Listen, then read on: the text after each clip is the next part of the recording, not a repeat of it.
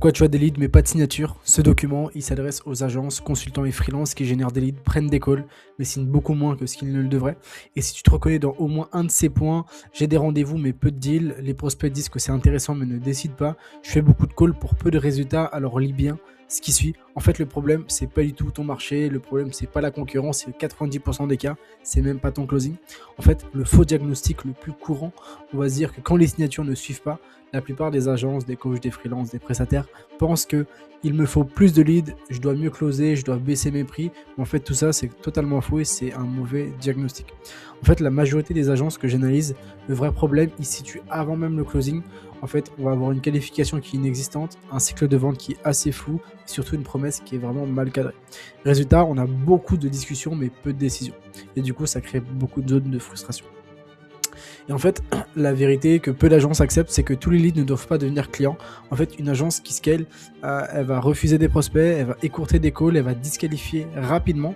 À l'inverse, une agence qui va stagner, elle va essayer de convaincre tout le monde, elle va enchaîner les calls inutiles et surtout, elle va confondre intérêt et intention d'achat. Et ça, c'est vraiment le pire truc. Et en fait, dis-toi que le closing, il va commencer avant grâce à ta qualification. On va décrypter un peu les différentes étapes et différentes problématiques. En gros, tu vas qualifier beaucoup trop tard ou pas du tout. Beaucoup découvrent que pendant le call, le prospect n'a pas de budget, la décision ne dépend pas forcément de lui et le timing est mauvais. Et ces infos, en fait, elles doivent être connues bien avant le call, typiquement avec un formulaire d'application. Et en fait, on va voir, je vais te donner un peu les exemples que tu dois mettre en place en termes de qualification avant un rendez-vous. Donc, la taille du business, le problème prioritaire, le budget estimé, l'urgence réelle et le pouvoir de décision. Et si tu n'as pas ces éléments, c'est pas du tout un rendez-vous, c'est juste une discussion. Deuxième point, tes leads ne sont pas du tout alignés avec ton offre. En fait, avoir des leads, ça veut strictement rien dire. La seule question utile, c'est est-ce que mes leads sont faits pour mon offre?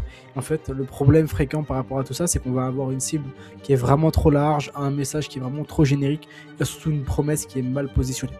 Et du coup, résultat, on va avoir des prospects curieux mais qui ne sont pas du tout prêts à acheter. En fait, une offre claire attire moins de leads mais beaucoup plus de signatures.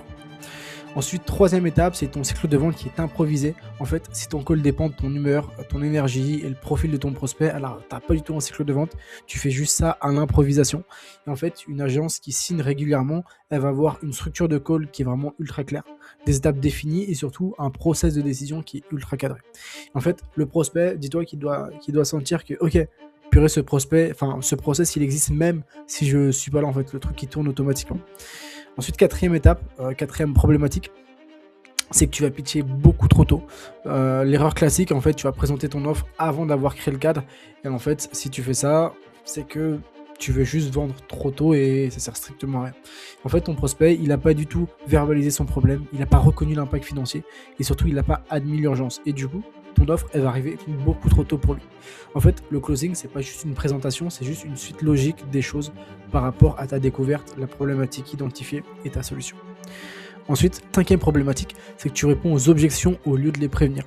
C'est trop cher, je vais y réfléchir, on va comparer. En fait, ces phrases, c'est pas forcément des objections, c'est juste des symptômes. En fait, elles vont apparaître quand la valeur n'est pas claire, le risque n'est pas cadré et surtout le résultat n'est pas du tout tangible. En fait, une bonne structure de vente réduit les objections avant qu'elles n'apparaissent. Sixième point, tu confonds sympathie et autorité. Beaucoup d'agences veulent être appréciées, rassurées, éviter la confrontation. Résultat, on va pas avoir de cadre, on va avoir pas de décision, on va pas avoir de signature. En fait, une vente saine n'est pas du tout agressive, mais elle est juste dirigeante. Il faut que tu montres ta position d'autorité typiquement envers ton prospect. Septième problématique, tu sais pas du tout quand arrêter de vendre. En fait, un bon closer, c'est disqualifier, arrêter un call et surtout dire un non. Alors en fait, si tu continues à vendre à quelqu'un qui n'a pas le budget, qui n'a pas l'urgence, qui n'a pas le pouvoir, tu vas juste perdre ton temps, ton énergie et surtout ta crédibilité. En fait, chaque non bien posé, ça va renforcer ton positionnement de vente premium. Maintenant, on va voir le vrai rôle du closing dans une agence. En fait, le closing, il n'est pas là pour forcer une vente ou convaincre un prospect tiède. En fait, il est là pour faire prendre une décision, valider un fit et surtout cadrer une collaboration. En fait, quand tout est bien structuré en amont, ton closing devient simple et surtout, il devient ultra logique. Maintenant, on va te faire un petit diagnostic express. Si tu as des leads mais peu de signatures, demande-toi, est-ce que mes leads sont qualifiés avant le call? Est-ce que mon offre attire la bonne cible? Est-ce que mon cycle de vente est clair et répétable? Est-ce que je crée de l'urgence réelle? Est-ce que je sais disqualifier? Est-ce que je sais disqualifier sans frustration?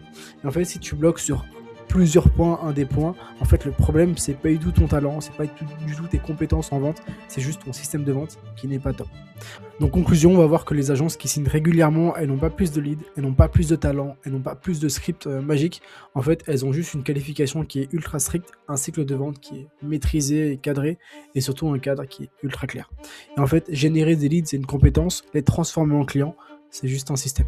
Bref, si tu veux qu'on t'aide à structurer ton process commercial, n'hésite pas à booker un rendez-vous avec moi, un membre de mon équipe, juste en dessous. On se dit à très vite. Ciao.